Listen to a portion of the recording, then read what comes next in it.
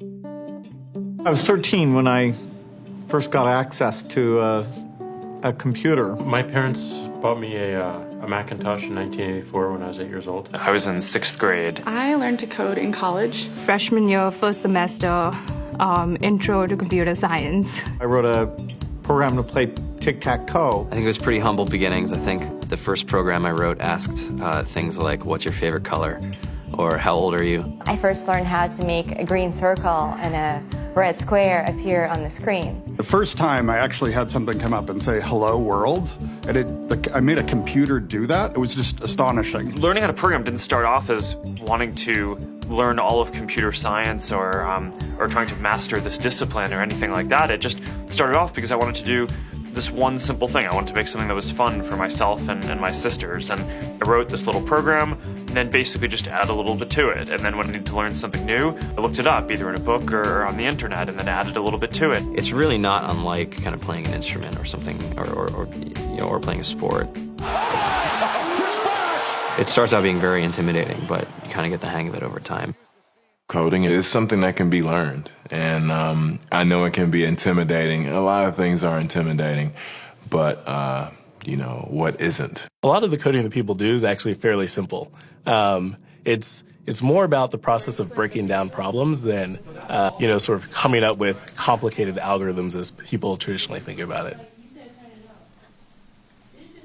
You don't have to be a genius to know how to code. You need to be determined. Addition, subtraction, that's about it. You should probably know your multiplication tables. You don't have to be a genius to code. Do you have to be a genius to read? Even if you want to become a race car driver or play baseball or build a house, all of these things have been turned upside down by software. What it is computers are everywhere. You want to work in agriculture? Do you want to work in entertainment? Do you want to work in manufacturing? It's just all over.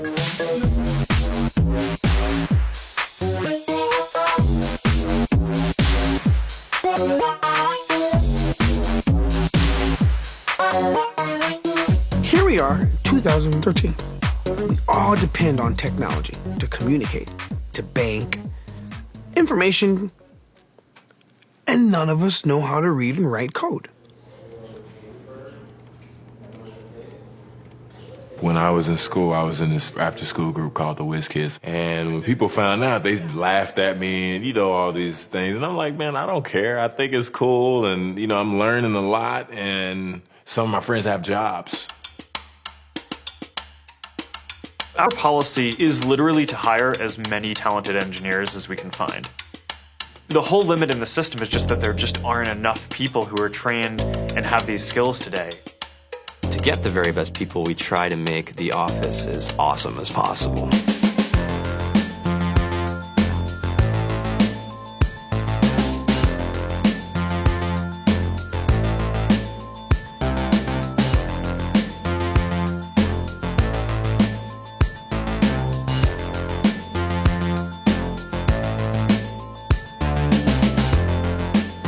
We have a fantastic chef.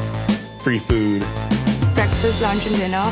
free laundry, snacks, even places to play and video games and scooters. There's all these kind of interesting things around the office and places where people can play or relax or go to think or play music or be creative.